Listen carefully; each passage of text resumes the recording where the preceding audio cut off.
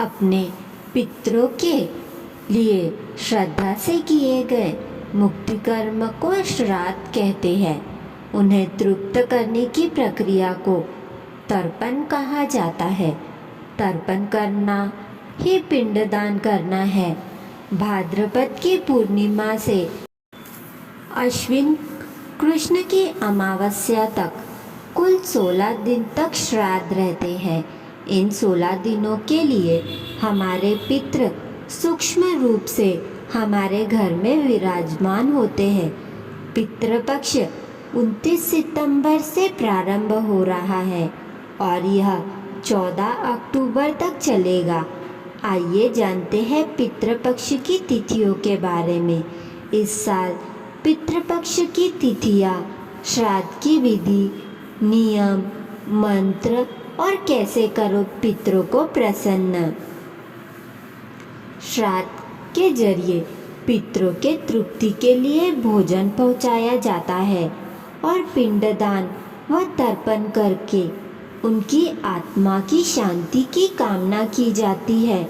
श्राद्ध से जो भी कुछ देने का हम संकल्प लेते हैं वह सब कुछ उन पूर्वजों को अवश्य प्राप्त होता है और पूर्वज परिवार को खुशहाली का आशीर्वाद देते हैं।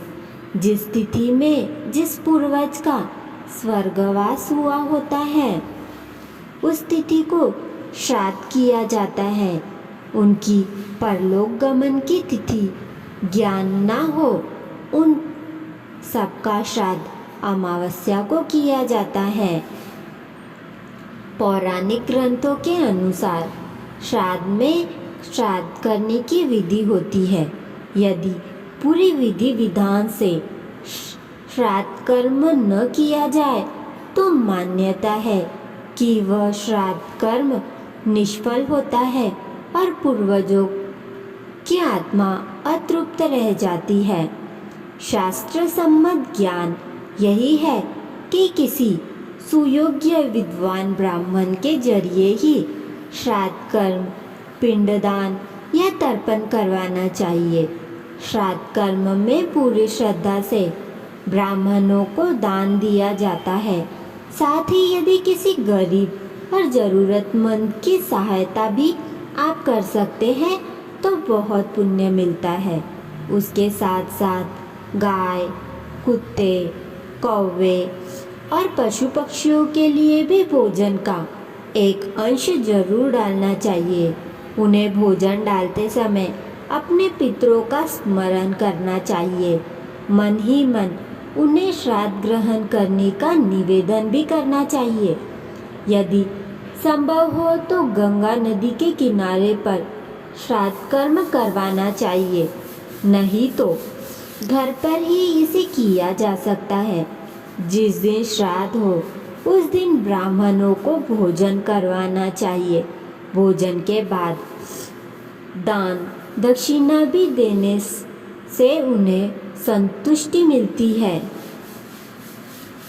श्राद्ध पूजा दोपहर के समय शुरू करनी चाहिए। योग्य ब्राह्मण की सहायता से मंत्रोच्चारण करें और पूजा के पश्चात जल से तर्पण करें। श्राद्ध में क्या भोजन बनाना चाहिए?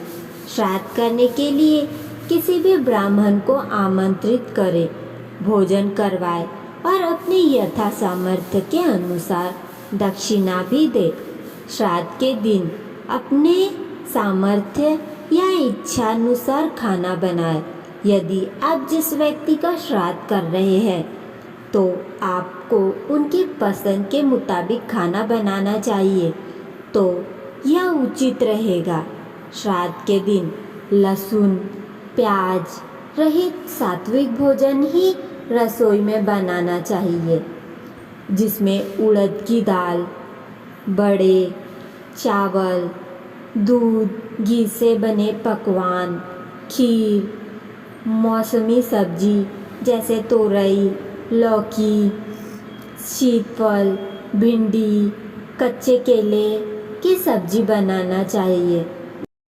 मान्यता है कि श्राद्ध के दिन स्मरण करने से पितृ घर आते हैं और अपनी पसंद के भोजन कर वह तृप्त हो जाते हैं।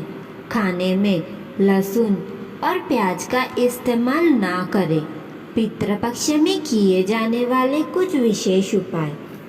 श्राद्ध कर्म से पितृगणों के साथ देवता भी तृप्त होते हैं। श्राद्ध तर्पण हमारे पूर्वजों के प्रति हमारा सम्मान है। इसी से पितृऋण भी चुकता है। श्राद्ध के 16 दिनों में अष्टमुखी रुद्राक्ष धारण करना चाहिए। इस दिन घर में 16 या 21 मोर के पंख अवश्य लाकर रखें। शिवलिंग पर जल मिश्रित दुग्ध अर्पित करें। घर में प्रतिदिन खीर बनाएं। भोजन में से सर्वप्रथम गाय, कुत्ते और कौवे के लिए ग्रास अलग से निकालें। माना जाता है कि यह सभी जीव यम के काफी निकट होते हैं। इनसे शास्त्रों के अनुसार पितृगणों का श्राद्ध कर्म करने के लिए वर्ष में 96 अवसर मिलते हैं। साल के 12 माह में 12 अमावस्या तिथि के को भी श्राद्ध किया जाता है। श्राद्ध कर्म करने से 3 पीढ़ियों के पूर्वजों को तर्पण किया जा सकता है। श्राद्ध 3 पीढ़ियों तक होता है। श्राद्ध पुत्र, पौत्र, भतीजा या भांजा करते हैं। जिन घरों में पुरुष सदस्य नहीं होते उनमें महिलाएं भी श्राद्ध कर सकती है। पितृपक्ष में सभी तिथियों का अलग अलग महत्व होता है। जिस तिथि को व्यक्ति की मृत्यु होती है उस तिथि पर पितृपक्ष में उसी तिथि पर श्राद्ध कर्म किया जाता है। तिथि के अनुसार श्राद्ध कर्म करने का क्या महत्व होता है। पौर्णिमा तिथि के दिन, पूर्णमासी के दिन श्राद्ध किया आदि करते हैं। उसकी बुद्धि, पुष्टि, स्मरण शक्ति, धारण शक्ति, पुत्र पौत्रादि एवं ऐश्वर्य की वृद्धि होती है। वह पूर्व का पूर्ण फल भोगता है। प्रतिपदा प्रतिपदा धन संपत्ति के लिए होती है एवं श्राद्ध करने वाले की प्राप्त वस्तु नष्ट नहीं होती। सप्तमी, जो सप्तमी को श्राद्ध आदि करता है उसको महान यज्ञों के पुण्य फल की प्राप्ति होती है। और अष्टमी को श्राद्ध करने वाले को संपूर्ण समृद्धियाँ प्राप्त हो जाती है। नवमी तिथि के दिन नवमी को श्राद्ध करने से ऐश्वर्य और मन के अनुसार अनुकूल चलने वाली स्त्री को प्राप्त करता है। दशमी तिथि का श्राद्ध मनुष्य ब्राह्मत्व की लक्ष्मी प्राप्त करता है। द्वादशी तिथि के श्राद्ध से राष्ट्र का कल्याण और प्रचुर अन्न की प्राप्ति कही गई है। त्रयोदशी के श्राद्ध से संतति, बुद्धि, धारण शक्ति, स्वतंत्रता, उत्तम पुष्टि, दीर्घायु और ऐश्वर्य की प्राप्ति होती है।